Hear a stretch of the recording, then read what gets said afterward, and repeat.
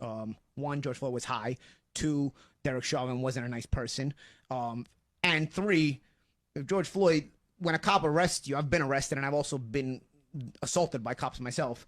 When you're getting arrested, the less cooperative you are, the worse it's gonna be for you. So George Floyd at the end of the day wasn't exactly cooperative.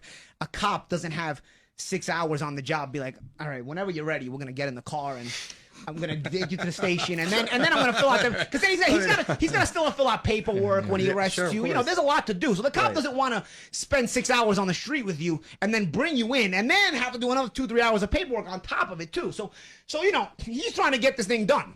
So you don't have like, George, whenever you're ready, we can head to the police station, and we'll go. Like you're good, So not to say Derek Chauvin reacted in the way he should have, but emotions abound.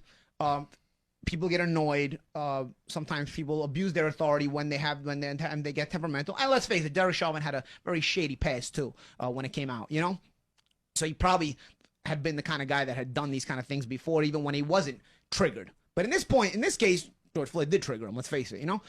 And other cops were around, right? It wasn't like it was race-based. I think one of the cops was even a black cop. Another one was an Asian cop, right? So it wasn't like it was race-based. You can sell it and frame it all you want. But remember, if you repeat a lie enough times, people start to believe it. That's a saying, okay? And it's true, okay? So, All right, people. So the scumbag y'all here making those comments about George Floyd and laughing about it. The one on camera is a former boxer, Pauline malignaggi, who used to work for Showtime but was fired for some old foul racist comments he made regarding black fighters being the lesser species to Europeans, or some comment he made before being fired.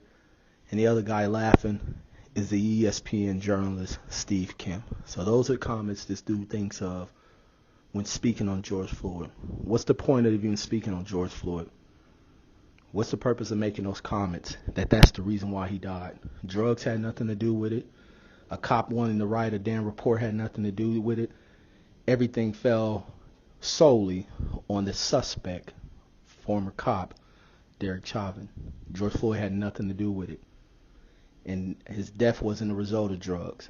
His arrest wasn't a result of drugs. So what the hell is this fool talking about and trying to assume and point to the fact that because it's a black man that drugs is the cause of it?